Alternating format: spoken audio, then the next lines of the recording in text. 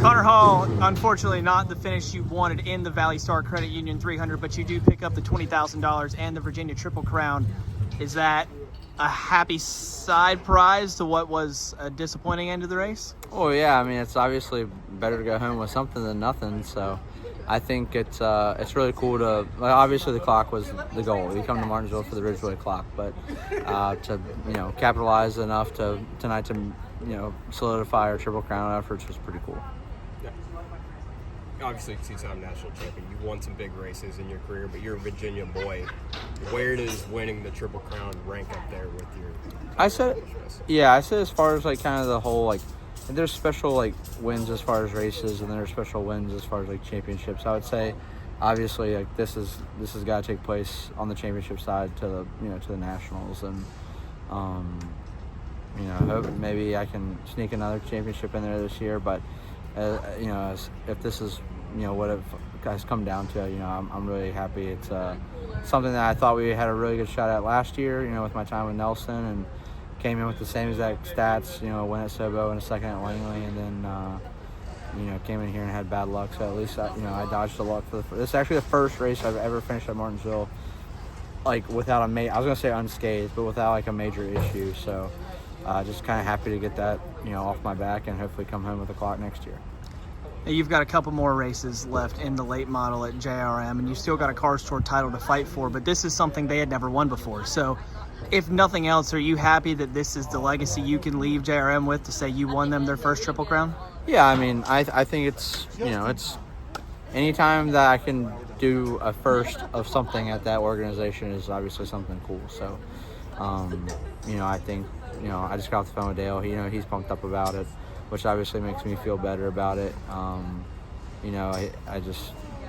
It's cool to kind of etch my name in the Junior Motorsports late model program's history, even if it's something such as a Triple Crown and some Cars Tour wins and whatnot. But I just think, I want to finish this season out strong with them and hopefully snag a Cars Tour championship to add on to it as well. Now, I mean, it's pretty well known you're seeking other opportunities higher up in the ladder system, but you've been a late model guy and such a standout in late models for so long.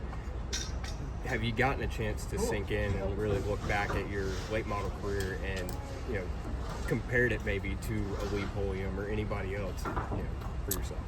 I think I have a hard time myself comparing it to others because I joke when you wake up in the morning and I walk to my sink in my bathroom and I look in the mirror, that's the same guy I've looked at the last 10,000 years of my life. You know what I mean?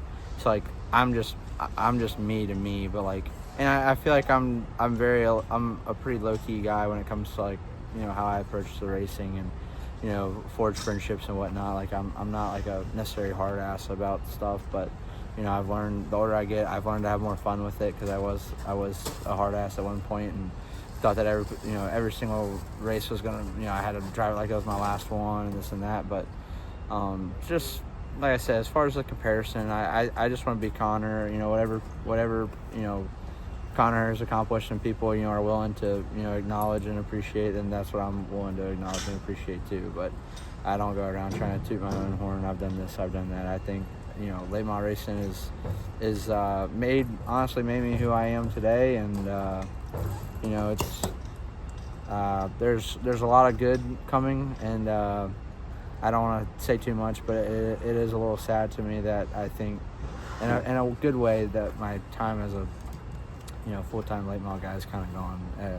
I'd be lying if I say it doesn't make me emotional a little bit, but it's what I've dedicated my whole life to, and it's I grew up never thinking I would get these opportunities, so it's like I said, it is something to I'm really thankful for, and I hope to keep coming back and trying to win a Ridgeway clock.